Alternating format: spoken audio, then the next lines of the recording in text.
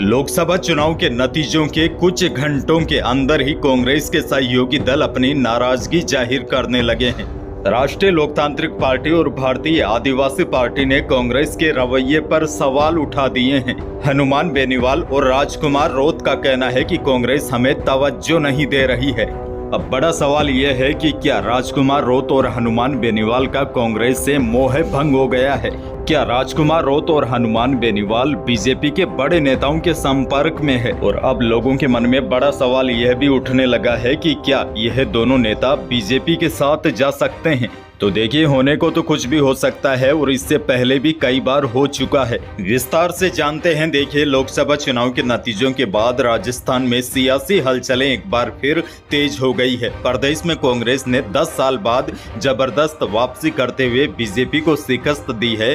कांग्रेस ने गठबंधन से 11 सीटों पर जीत हासिल की है, लेकिन अब इस गठबंधन में दरार पड़ती दिख रही है। दरार इसलिए क्योंकि हनुमान बेनीवाल नाराज चल रहे हैं। नागौर सीट पर कांग्रेस के समर्थन में चुनाव लड़ने वाले हनुमान बेनीवाल अब कांग्रेस से खुलकर नाराजगी भी जाहिर कर रहे हैं। बेनीवाल का कहना है कि लोकसभा चुनाव में कांग्रेस के साथ मिलकर चुनाव लड़ा था, लेकिन इंडिया गठबंधन की एक भी बैठक में उन्हें नहीं बुलाया गया। यानी कि राजस्थान के नागौर लोकसभा सीट से जीतने वाले हनुमान बेनीवाल ने कांग्रेस पर अनदेखी करने का आरोप लगाया है। कांग्रेस ने उन्हें इंडिया गठबंधन की बैठक में नहीं बुलाया, जबकि उनकी पार्टी गठबंधन का हिस्सा है। बेनीवाल ने कहा, जब दक्षिण के छोटे पार्टियों को बैठक में बुलाया गया तो उन्हें क्यों नहीं बुलाया गया? बताया जा रहा है कि इसी बात पर हनुमान बेनीवाल नाराज है। लेकिन आपको बता दूं, यह भी बताया जा रहा है कांग्रेस अध्यक्ष मल्लिकार्जुन खड़गे ने गुरुवार को उन्हें फोन कर बताया कि उनसे गलती हो गई है।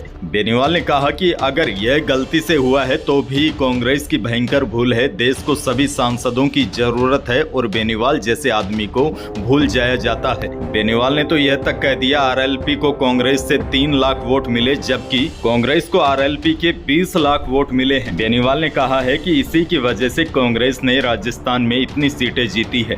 बेनीवाल ने तो यहाँ तक कह दिया, एक तरफ तो कांग्रेस उनसे गठबंधन बनाती है, दूसरी तरफ उनकी पार्टी को तोड़ देती है। आरएलपी छोड़कर कांग्रेस में जाने वाले उम्मेदवार बेनीवाल ने बाड़मेर सीट से भाजपा उम्मीदवार कैलाश चौधरी को हराया है।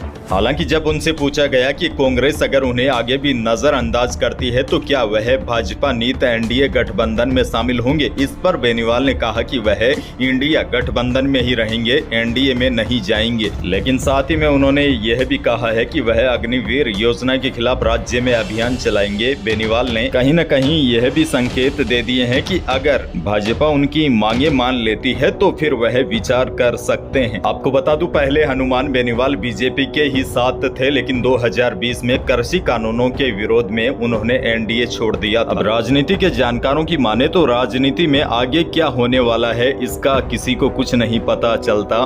पासा पलटते देर नहीं लगती। वहीं दूसरी ओर चर्चा इस बात की भी है कि क्या बीएपी यानी कि भारतीय आदिवासी पार्टी एनडीए गठबंधन के साथ जा सकती है। हालांकि इसको लेकर राजकुमार रोत ने कहा कि वह खुद स्वतंत्र रहेंगे। फिलहाल हम किसी के साथ नहीं जुड़ेंगे, हमने स्वतंत्र रूप से चुनाव लड़ा है। उन्होंने कहा है, वर्तमान में हम स्वतंत्र ही रहेंगे, अलग ही रहेंगे। अच्छा देखिए, बड़ी खबरें यह भी आ रही थी कि इन दोनों ही नेताओं के संपर्क में अब भाजपा के बड़े नेता है। हालांकि दोनों ही नेताओं ने साफ इनकार कर दिया है कि फिलहाल भाजपा के किसी भी नेता से इनका संपर्क नहीं है। लेकिन आपको बता दूं, अभी राजस्थान में उपचुनाव भी होने हैं, क्योंकि जो पहले विधायक थे वह अब सांसद बन गए हैं, तो उनकी सीटें खाली हो गई है। इसीलिए यह नेता फूक फूक कर कदम रख रहे हैं। लेकिन आपको बता दूं, उपचुनाव में क्या स्थितियां रहती है, क्या उपचुनाव में यह पार्टियां जो गठबंधन है ये साथ रह पाती है या नहीं, उसके बाद बड़ा बवंडर होगा, कुछ भी हो सकता है।